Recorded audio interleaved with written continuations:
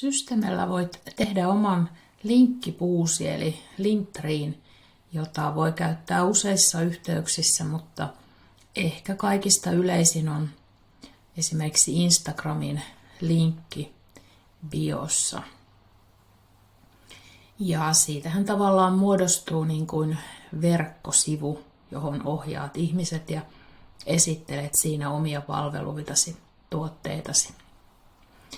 Ja täällä Systemen puolella se Linktree tehdään ihan samalla tavalla kuin mikä tahansa muu verkkosivu täällä. Eli valitset täältä tämä Funnels-välilehti ja sitten Create, eli tee uusi. Voit ottaa tässä tämän Custom, eli se tavallaan tulee sitten ihan tyhjältä pöydältä alat tekemään tätä. Ja tälle voi nyt antaa jonkun nimen. Taikka sitten link in bio. Sitten tallenna. Ja täältä avaat tämä äsken tekemäsi sivu taikka funneli.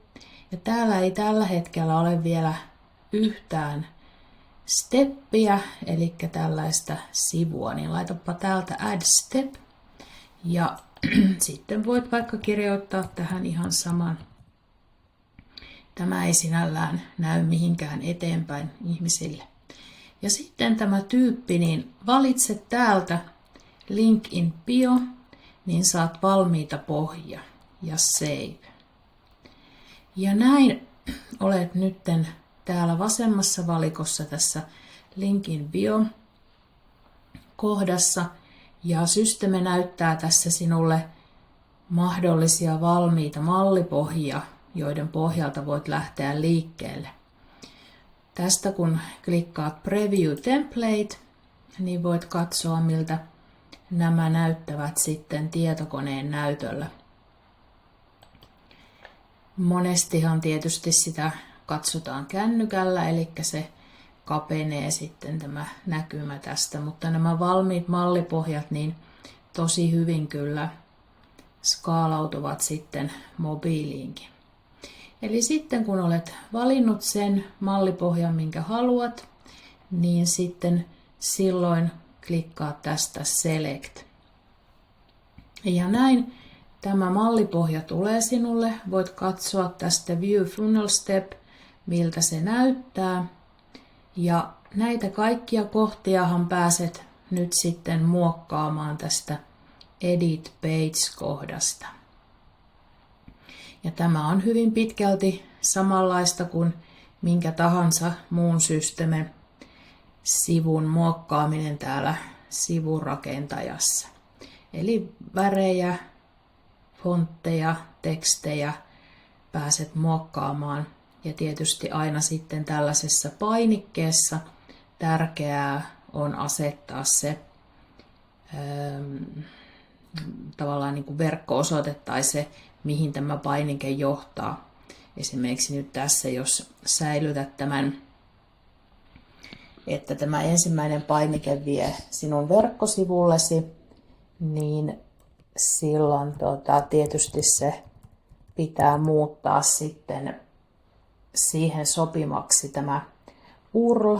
Eli täällä on valittuna nyt, että mitä tapahtuu silloin, kun tätä painiketta klikataan.